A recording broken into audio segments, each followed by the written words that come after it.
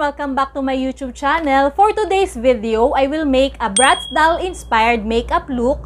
And medyo natagalan ako sa pag-upload ng video na to mga sis kasi inintay ko pang dumating itong wig na in-order ko from Shopee. And yes po, may pa-wig tayo ngayon mga sis para level up at saka achieve na achieve yung gagawin nating Bratz doll makeup look.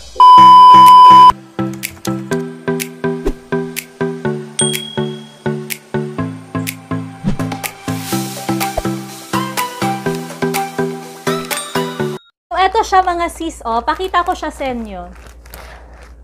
Ayan, oh, di ba may pawig tayo ngayon? Oh, ang ganda, di ba? Parang gusto ko na tuloy mag-cosplay.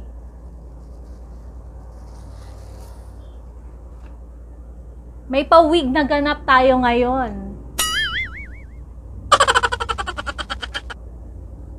Ayan, excited na ako sa gagawin kong look na ito and let's see kung anong kalalabasan. In the next video, I will show you kung paano ko siya gawin, so keep on watching! First, maglalagay muna ako nitong brown contact lenses from Mrs. H.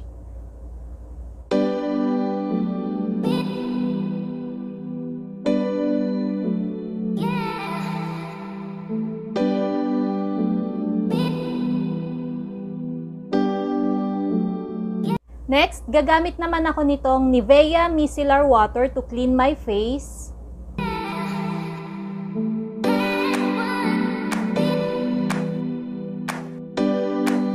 Then I will use this Lux Organics Power Glow Serum for my moisturizer.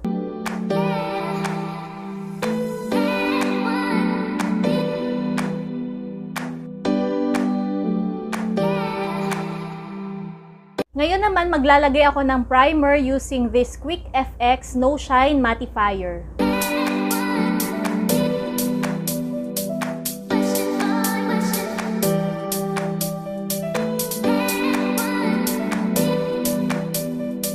Dahil hindi pa dumadating yung in-order kong brow soap, so meron ditong Safeguard to the Rescue. So ito yung gagamitin kong pang brush up ng aking eyebrows. Spray lang ng konting water. Tapos i-brush yung spoolie para makakuha ng konting product.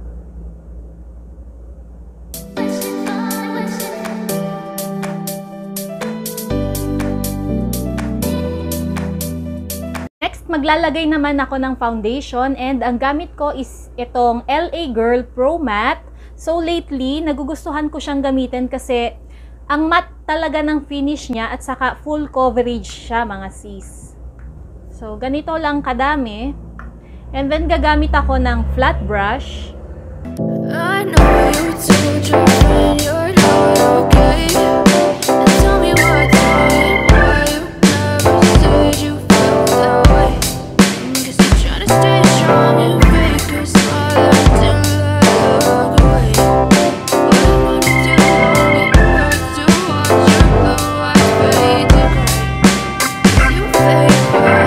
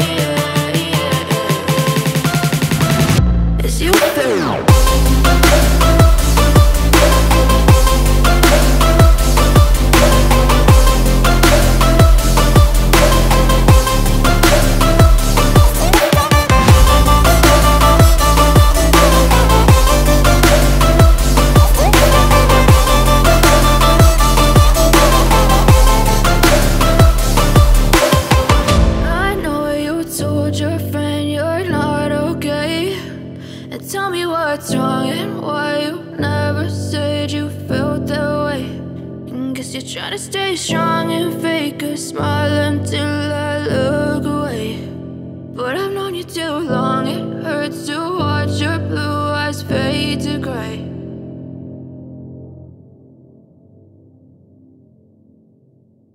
Back para i-highlight yung aking eyebrow. So, dito ko lang siya ilalagay sa ilalim ng aking eyebrow.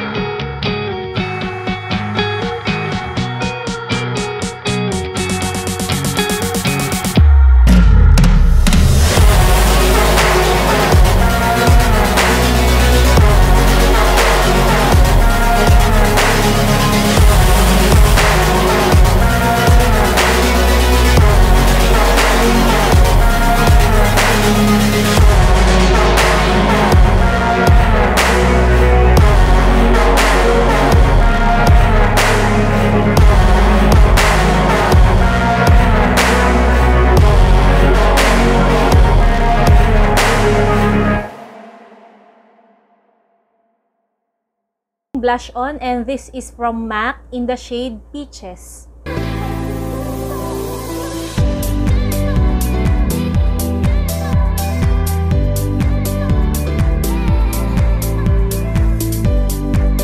And lastly, mag-a-apply ako ng highlighter and ang gamit ko is itong from Careline in the shade Front Seat. So, talagay na kayo dito.